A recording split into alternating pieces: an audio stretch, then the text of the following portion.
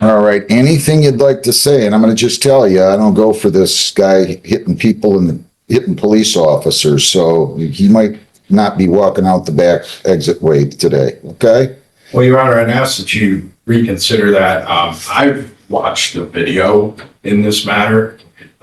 He was given a lawful order by the police. He did run from the police. The police did have to tackle him to the ground. The officer says here, as I reached out to grab Tuttle's wrist, he pulled away from me. I reached again for his arm. Tuttle punched me on the right side of my forehead. I lost my balance and fell down to the ground, and Tuttle took off running northbound on Kirby. Are you saying that the video doesn't show that he got punched in the forehead? I did not see that in the video. I saw Where's your office at? in Enfield Hills.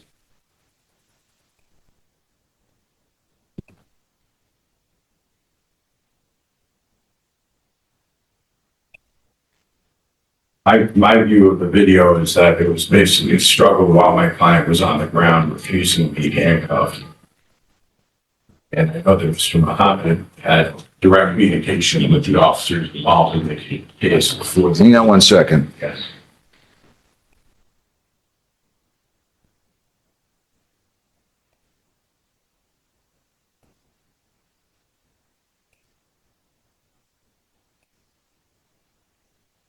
Hey, this is Judge McNally at 33rd. Can you, I need to know if Officer McParland from Brownstown is on duty today. Perfect. I'd like him to appear on Zoom for me right now, okay? I'd like him to, I've got this Rodney Tuttle case, and I'd like him to zoom in. Okay? Thank you very much. Why don't you have a seat 1 second? As soon as he zooms in, I'll recall it, okay? Your Honor, I do have the video on my laptop. Wants to watch it. Okay, I might take you up on that. Sure. Okay, thank you. If he tells me what's in the report is accurate and you think it's not, I'll be glad to look at that video. But you don't punch police officers in the forehead or in the face or anywhere else. So, all right, well, we'll find out. Ms. Dorton, Your Honor, G-H-O-R-G-O-S. Okay, give me just 1 second. Your name, sir? Timothy Allen. You're charged with no license and speeding and illegal window tint, so you got an A, B, and C file. You have the right to a lawyer. Sir, you have to take your hat off. If you want a lawyer, I'm going to give you one. If you don't, I will arraign you and let you go talk to the prosecutor. I didn't have to, I was that technical when it was like fraud third. No. I'm just asking, do you want a lawyer to No, arraign? I'm sorry, no. Okay, I'll go ahead and arraign you, and then we'll send you to the prosecutor. On November 18 of 25, it is alleged that you did operate a motor vehicle without a license, a misdemeanor punishable by up to 500 fines, 93 days jail. Costs are all those. You're also charged with speeding, 16 to 20 over, which should be a 3-point violation, and illegal window tint. You have a 0-point violation there. Do you understand all those charges? Yes, I do. The only one that's a misdemeanor is no license. Did you sign, read, and understand the advice of rights? You plead guilty, you'll be giving up all those rights, and we're not going to have a trial. Do you understand That's that? it. All right. You still wish to waive your right to a lawyer? Yeah.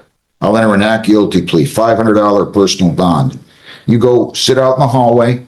He's going to hand this file to the prosecutor. I'm entering the plea of not guilty, pleas of denials, and we will go from there, okay? Thank you very much. Let's see here. Morning, Your Honor, Edward Zelenak, appearing before the defendant, Ms. Dorton. Please give your name. Rhonda Lynn Norton. All right, so we have an illegal entry in 2 counts of illegal entry, it looks like. Illegal entry without permission at 26414 Blue Heron Drive on one case. And the other one is, let me just double check that. It's also 26414 Heron Drive. So does she stand mute, wait for Yes, reading the reading stand mute, Your Honor. All right, I'm going to enter not guilty pleas for her. I would presume, Your Honor, that once the prosecutor looks at this case, it may not go any further, but you may want to put it in the lap of the regular prosecutor. You have a visiting prosecutor here today. I think Mr. Mohammed might be going to 34th. I think That could be, and then they'll have someone else here, but That'll be sometime after the first year. It doesn't matter, Your Honor. This is a family matter, and the defendant here is the circuit court conservator and guardian over the father, and this is a sister's garage. And I think once the prosecutor reviews the evidence, because if it goes to trial, bringing the probate court attorney and health protective services, so I think they need a prosecutor to take time and look at the file and decide where they want to proceed. So you pick whatever date works with you, Judge, and if not, we'll proceed. We're going to waive the jury trial, set it for bench trial. All right, I have to set to, do you have any bond sheets down there? I got it. Just give me 1 second, if you would, please. These are two different offense dates. It looks like it's 3 days apart. So I'm going to just incorporate all of these, Mr. Zilnick. Thank you, Your Honor. So on both files, ma'am, you cannot leave the state without the consent of the court. You cannot violate any law or ordinance. You must appear in court as directed. You're not to enter the property address at 26414 Blue Heron Drive in Flat Rock. Then no contact. Who's Alonda Beatrice? Your sister.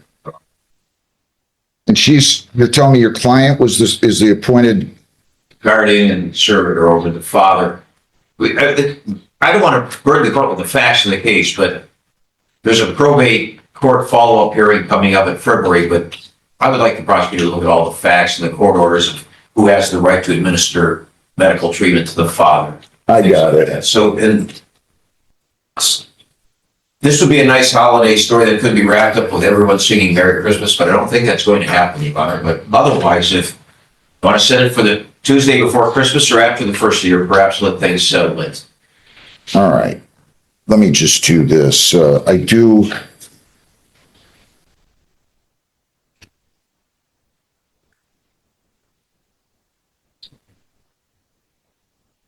I am going to order. So, ma'am, no contact with Alondra Beatrice. No contact with prosecution witnesses except through your lawyer. You're not to enter 26414 Blue Heron Drive in Flat Rock. You cannot leave the state, cannot violate a law. You must appear in court as directed.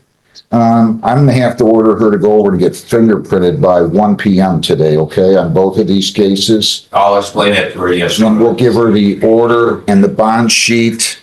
Lisa, I've filled out 2 different orders for prints, but only 1 bond sheet. So we'll give you the date. When did you want? Well, Madam Prosecutor suggested after the first of the year, but whatever works with the court, we're fine with it, Judge. Lisa, what do you have for me, Lisa? January 6th at 1:00. January 6th at 1:00? Yeah, I'm going to be handling this. This is going to be Judge Hessen's case, but I'm going to be handling that docket that day. I don't know if she's told you, Lisa, but I'm going to handle that docket. But I have an appointment and I won't be in until 10:15. So that's what we'll do. 1 p.m. on that date. You can go down the hall, get your notice, personal bond. You're all set. Wish you well. Good luck. Do you have any trips playing out of town before the first of the year? We'll notify. We should all leave town with all the snow. Look outside, Judge. You'll wish it had been yesterday. I know. Thanks. Good luck. Thank you. Okay. Good morning, officer. I'm going to ask you to take your hat off. Tell me your name, please. Yes, Your Honor. Excuse my air. I'm Officer Gage McParland with the Brownstown Township Police Department. Names again over here. John Freeman on behalf of Mr. Powell. Name. Ron Chonko. All right. So one of the things I pointed out, he pled to attempt, resist, and obstruct. 2 counts, a 1 year. And then he pled also to use of methamphetamines, which is a 1 year. And I pointed out, I read in the report where you said he punched you in the forehead. And his lawyer's saying it's on video and he's inviting me to see the video. And I'll be happy to look at the video. but he's seemingly disputing that. He's saying that you tackled him, right, Mr. Freeman? I don't want to put words in your mouth. So, Your Honor, I just rewatched the video. So my client is given a lawful command to stop. The officers wanted to speak to him. He refused to do that, and he started to move away from the officers. So I believe it was this officer that's currently on the video, attempts to tackle my client. He is the person that initiates the physical contact. My client begins to run, and during the course of trying to run away, this officer loses his footing and falls to the ground. There's a second officer who is involved in the pursuit. This is all visible, to me at least, on the body-worn camera footage of the second officer, who's a little bit farther behind.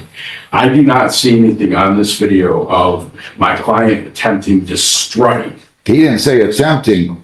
His report says he struck him in the forehead. That's what it says. And He said, as I reached out to grab Tuttle's wrist, he pulled away from me. I reached again for his arm. Tuttle punched me on the right side of my forehead. I lost my balance and fell down to the ground, and Tuttle took off running northbound on Kirby. And then he talks about how he and Officer Grimm tackled Tuttle to the ground on the cement driveway. While Tuttle was on the ground, he continued to fight with me, resisting arrest. Grimm and Novak, fighting with me, Grimm and Novak. I personally had to knee Tuttle in the ribs to get him to surrender his hands. I also attempted to strike Tuttle on the shoulder, but he moved and I struck his face. After 2 minutes of fighting / resisting, we were able to handcuff him and place him in an upright position so he could breathe. So I'm just asking you, because I'm going to look at this video. Yeah.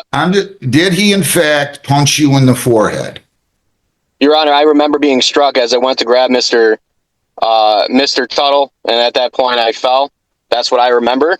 If the video shows anything different, that is just, I would like to see it as well, but that's exactly what I remember, and my video camera fell off. But that is exactly what I remember. Can I see the video? of course, All right, you want to pull it up here? have it up. Can we, he's got it on his podium here, at the podium, Lisa. Can we, tech savvy, I'm not. Can I get it up on the screen there, or? I'd also be happy to step up and try to facilitate the court. Watching it on my laptop, there is some audio to it. Yeah. If he wants to join the Zoom, he can do a share screen, or he can send it to me and I'll share screen. I can try and join the Zoom. Okay, let's have you do that. I'm sorry to call you on such short notice, officer, so just bear with us if you will, please. Not a problem, Your Honor. I don't want to be wrong in this case, so please, yes, hold up, and thank you for calling me. No problem.